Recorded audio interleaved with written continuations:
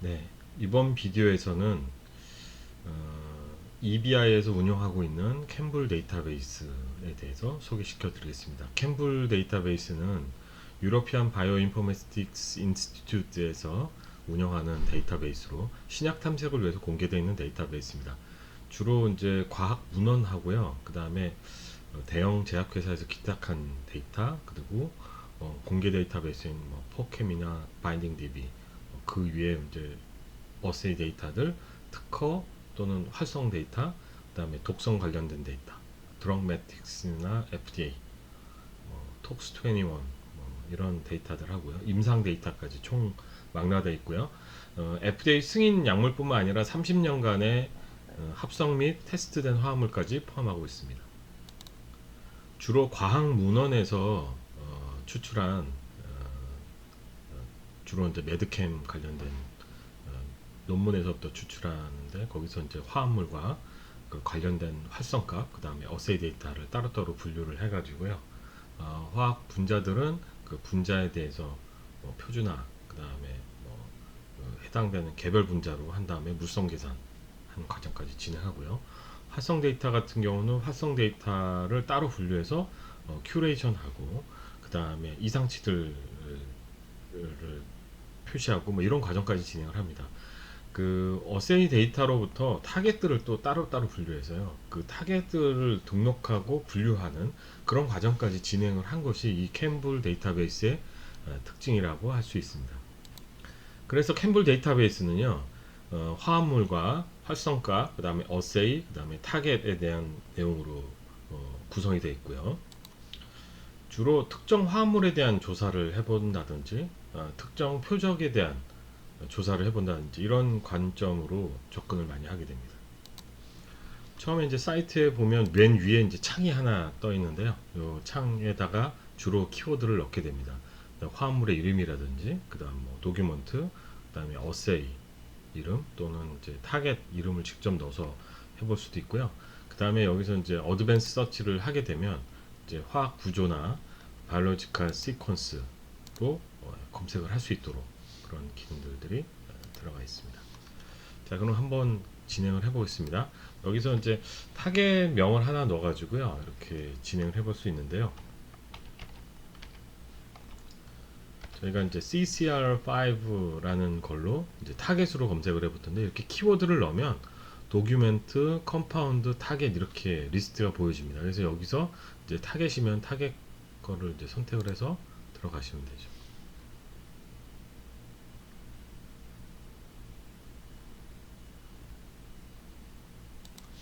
들어가면 여기 이제 타겟에 대해서 나온 결과들이 볼 수 있죠. 요 8개의 타겟이 나왔는데요. 여기서 이제 종은 사람으로 하고요. 호모사피엔스, 그 다음에 이제 거기에 대한 실험 데이터를 이렇게 쭉 보게 되면 됩니다. 지금 보시면 데이터의 이제 숫자들이 이렇게 보여지는데요. 이게 화합물 숫자고 이게 활성값이거든요. 개수가 이렇게 나오게 되는데, 이제 아래쪽은 데이터가 별로 없는데 위쪽 호모사피엔스 요 방법 같은 경우는 그 캠블에서 아이디를 캠블 274번으로 지정하고 있는 부분, 이게 이렇게 보시면 이제 화합물들을 분자량별로 분포를 한 거고요. 요거는 이제 액티비티 값에 따라서 분류했습니다. 여기서 첫 번째 이렇게 보시면 IC50 데이터, 이건 KI 데이터, 이거는 이니비션 등등 뭐 여러 가지로 EC50, 뭐 IC50, 뭐 여러 가지가 있죠. 그래서 이런 방식으로 해서 저희가 이 IC50 데이터로 들어가 보겠습니다. 그러면 이제 IC50 데이터로 나온 3,840여 종의 화합물들에 대한 리스트를 볼 수 있고요. 이것이 보시면 이제 지금 이제 타겟이 동일하고요. 어세이 방법이 좀 다를 수 있습니다. 예, 어세이 방법은 이제 방법 간의 차이가 좀 날 수는 있는데, 요거는 이제 경우에 따라서는 좀 단일화된 부분을 봐야 될 필요도 있기는 합니다. 다시 거꾸로 돌아가서요. 일단 먼저 타겟에 대해서 내용을 보고 얘기를 드리겠습니다. 네, 일단 여기 같은 경우는 이제 타겟에 대해서 나온 부분이니까 타겟에 대한 정보를 직접 보려면 이렇게 클릭해서 들어가면 타겟에 대한 정보를 볼 수가 있습니다.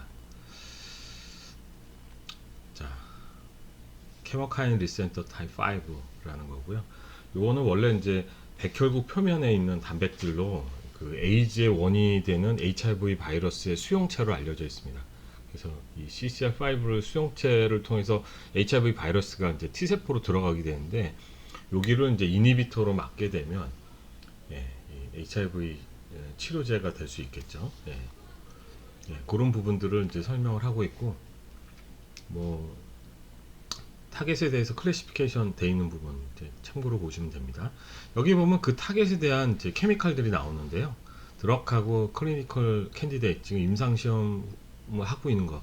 근데 여기서 이제 페이즈를 이제 이렇게 소트를 시키게 되면 보시는 것처럼 이제 4상까지 통과한 거. 그러니까 완전 이제 시판되어 있는 거에 대한 케미칼 정보를 보실 수 있는 거죠. 그래서 이것도 이제 이 상태에서 바로 클릭하게 되면 원래 이제 케미칼 정보를 볼 수 있는 부분들을 나오거든요. 예, 요게 이제 승인된 약물이고요. 거기에 이제 스마일 코드, 인치 코드 뭐 이런 소스 관련된 정보하고 여기 이제 또 다르게 나타낸 폼들 것들하고 몰큐라 피처 부분, 그 다음에 드럭 인디케이션, 이 드럭이 주는 정보들이죠. 그 메커니즘 관련된 부분도 따로 있고요. 아까 이제 저희가 봤던 그 타겟 그거가 링크되어 있는 거고, 워닝 부분, 헤파토톡시시티가 있다. 그 다음에 그 클리니컬한 데이터, 지금 이제 임상시험한 데이터하고 유사한 데이터들, 유사한 화합물들, 그 다음에 이제 액티비티 차트, 요게 이제 다른 화합물에 대해서 다른 액티비티에 대해서 실험이 어떤 게 되어 있는지, 문헌 부분, 요거는 이제 여기서 예측 모델을 만들어서요, 타겟별로 프리딕션 하는 것들은 이제 캔블에서 보여주는 게 돼 있고요. 여기 이제 이 케미칼에 대한 프로퍼티도 이제 예측해서 보여주는 부분, 그 다음에 스트럭처럴 이제 뭐 문제가 되는 부분 보여주는 부분하고 크로스 레퍼런스, 다른 이제 레퍼런스에 나와 있는 것들, 그 다음에 유니캠에서 볼 수 있는 그 정보들, 그 다음에 여기까지 해서 이제 컴파운드에 대한 정보를 보실 수가 있습니다. 예, 그럼 다시 이제 요 타겟 정보로 내려와서요. 여기 이제 타겟 정보에 대해서 이 타겟에서 이제 실험되어 있는 데이터들, 종류들하고, 그 다음에 어세이 종류, 이게 이제 바인딩 쪽하고 따로 구분이 되어 있죠. 어세이별로. 이 부분들을 이제 설명을 하고 있고, 리간트 이피션시가 어떻게 데이터별로 되어 있는가, 뭐 이런 것들 관련되어 있는 컴파운드들, 그 다음에 진 관련된 레퍼런스, 프로틴 관련된 거, 도메인 크로스 레퍼런스, 스트럭처 관련된 레퍼런스, 이 PDB2의 데이터들 해서 이거에 대한 이제 타겟을 링크를 타고 들어가면 PDB2에 있는 구조들, 타겟 구조들을 이제 이렇게 연결해서 직접 보실 수가 있습니다. 자, 이렇게 되면 이제 타겟에 대한 인포메이션을 보셨고요. 그러면 이제 다시 아까 되돌아와서요. 아까 이제 링크 타고 들어가서 검색됐던 부분 중에 다시 이제 요 타겟에 대한 거에 대해서 호모 사피엔스 여기 이제 IC50 데이터로 다시 들어가 보겠습니다. IC50 데이터로 보게 되면 이 화합물들을 3840여 종에 대해서 이렇게 값들이 나오게 되죠. 자, 이렇게 나오게 되면 이 화합물들 중에서 이제 저희가 여기서는 이제 이 브라우저 자체는 활성값을 보여주는데 지금 저희는 이제 IC50 데이터로 직접 들어왔지만 이 IC50 데이터뿐만 아니라 뭐 EC50 데이터, 뭐 KI 데이터, 뭐 여러 가지 뭐 EMAX 데이터, 여러 가지 데이터들 엔드포인트에 대한 액티비티 단위를 보여주는 부분이 다르기 때문에 요거는 이제 여기서 조금은 그 마이너스 로그를 취한 P 캠블이라는 단위로 이렇게 보여주게 돼요. 그래서 요거를 클릭을 해서 소트를 해볼 수가 있습니다.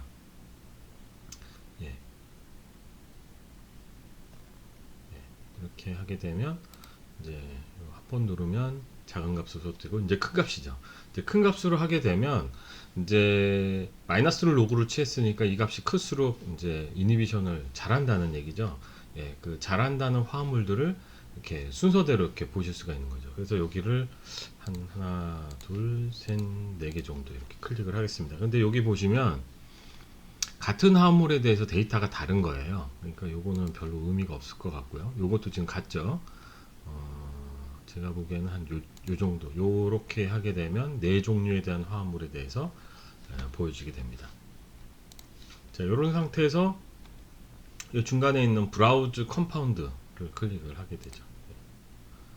그러면 요 네 종의 화합물만 이렇게 보여주게 되는 겁니다. 보여주게 되고 요 데이터들을 이제 지금 뭐 테이블로 보게 되면 아까 이제 그 형태대로 보는 거고요. 그래서 뭐 타겟 종류에 대한 것도 나오고 활성값, 이 화합물에 대한 정보로 물성값 이렇게 볼 수 있고요. 그 다음에 이제 카드로 하게 되면 이렇게 분자들만 보여주게 되고, 좀 대략 보시면 약간 모양이 어떤 부분이 비슷한 부분들이 있죠. 예, 이런 부분을 재밌게 볼 수 있고요. 그 다음에 이제 이거를 물성이나 이런 거를 그래프에서 네 가지 화합물을 표를 따로따로 이렇게 보실 수가 있습니다.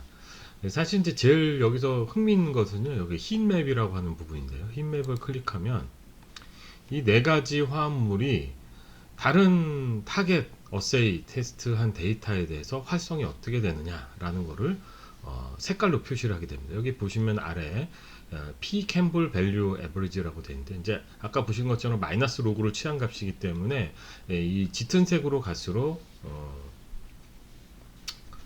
이니비션을 잘하거나 활성이 좋거나 뭐 이런 거죠. 지금 보시면 아까 봤던 CCR5 그러니까 캠카인 리셉터 5에 대해서 그 네 가지 화합물이 모두 활성이 있는 거를 볼 수 있습니다. 근데 이제 다른 타겟에 대해서도 활성이 어떻는가? 지금 이제 한 가지 쪽에 스페시픽하게 그 활성을 나타내는 경우도 있지만, 이게 이제 관련돼서 다른 리셉터하고의 작용이 약효에 도움이 될 수도 있고 저해가 될 수도 있는 거죠. 근데 이런 것들은 이제 이렇게 한꺼번에 볼 수 있는 형태가 돼서, 어떨 때는 리포지셔닝 하는 부분, 드럭 리포지셔닝 할 때도 연구에서도 도움이 많이 될 수 있습니다. 자, 요거를 다시 백으로 하게 되면 다시 이제 활성 액티비티 부분 되는 거죠. 그러니까 요 부분의 데이터가 좀 필요하다 그러면은 이제 모든 부분을 셀렉트를 하고요. 대개 보시면은 여기 위에 보면 CSV 파일이라고 있습니다. 이게 컴마 세퍼레이션 밸류라는 파일로 컴마로 그 필드들을 다 구분해낸 데이터인 거죠. 이게 TSA는 이렇게 탭으로 세퍼레이션 된 밸류입니다. 그러니까 이게 두 개 중에 어떤 걸 선택해도 괜찮습니다. 그걸 선택해서 CSV를 해서 저장하게 되면 파일로 저장하도록 옵션이 뜹니다. 그래서 그걸 저장하시고 이걸 다운을 시키고 나면 어떻게 하면 될까요? 엑셀에서 이 CSV 파일을 열어서 볼 수가 있습니다. 자, 이번에는 첫 페이지에서요, 이제 구조로 검색하는 거를 한번 해보겠습니다. 구조로 검색하는 부분. 자, 처음에 뭐로 검색을 해볼 거냐면요, 잘 알려져 있는 약물이죠. 글리백이라는 화합물로, 그러면 이제 도기먼트로 볼 거냐 컴파운드로 볼 거냐 이것이 나오거든요. 그래서 이렇게 컴파운드로 하게 되면 글리백에 대한 화합물, 단일 물질로 되어 있는 거로 보면 요거가 되겠죠. 941번 이렇게 화합물로 들어가고요. 지금 저희가 해볼 거는 글리백이 이렇게 생겼구나, 이렇게 보시면 되고요. 요걸 가지고 이제 구조 검색을 좀 해볼 겁니다. 그래서 여기 아래쪽에 스트럭처 서치 부분을 클릭하게 되면 아까 어드밴스드 서치 했을 때 구조 검색하는 부분이 이제 뜨게 돼요. 그래서 이런 부분들이 나오게 되고요. 이런 부분으로 이제 뭐 유사한 물질 이렇게 잡아도 되고요. 퍼센트를 좀 바꿀 수도 있고, 이거에 대한 서브 스트럭처 이렇게 뒤질 수도 있습니다. 그래서 이거를 스트럭처 서치를 두고요, 유사도로 놓고 한 80% 정도로 두고 검색을 해보겠습니다.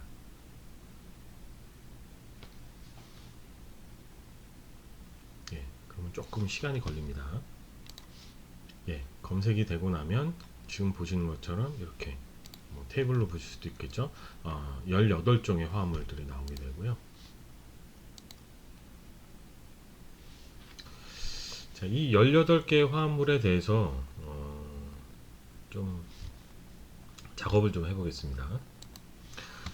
아까 이쪽 구조 필터하는 부분들을 설명을 안 했는데요. 여기 부분에서는 이제 이 화합물들을 좀 걸르는 작업들을 좀 해볼 수 있습니다.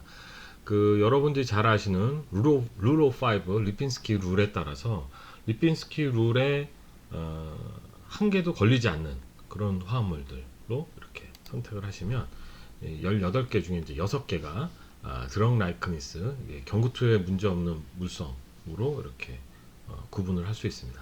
그렇게 한 다음에 이 6개의 화합물들을 흰맵으로 이렇게 볼 수도 있는 거죠. 아까 마찬가지죠. 네, 보시는 것처럼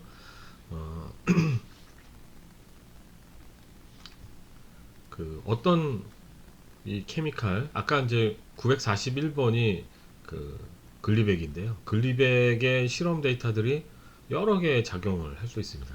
전에 같은 경우는 한 가지 타겟에 작용하는 형태의 연구를 많이 했지만, 요즘에는 이제 이런 부분이 연관성을 지어서 다른 타겟 중에 일부가 양리작용하고 관련되어 있는 것들을 같이 하게 되면 이제 약물로서 더 좋은 효과를 나타낸다라는 부분들을 확인하실 수가 있습니다. 자, 이번에는 다시 이걸로 뒤로, 예, 예. 아까 이제 241번 글리백 구조로 구조 서치로 들어온 다음에요.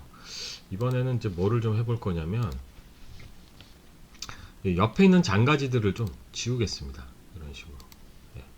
이렇게 지우면 링하고 링커들만 남게 되죠. 이제 이런 식으로 한 다음에 서브스트럭처 서치를 많이 합니다. 예. 그래서 이 구조를 가지고 있는 다른 화합물들, 그런 것들을 볼 수 있는 거죠. 자, 이렇게 서브스트럭처 검색을 하고 나니까 이제 24개의 화합물들이 나왔고요. 이 24개의 화합물 중에서 지금 같은 경우 이제 서브스트럭처 됐으니까 흰맵을 직접 봐도 됩니다. 이렇게 하게 되면 아까 공통적인 서브스트럭처를 가지고 있죠. 네. 네.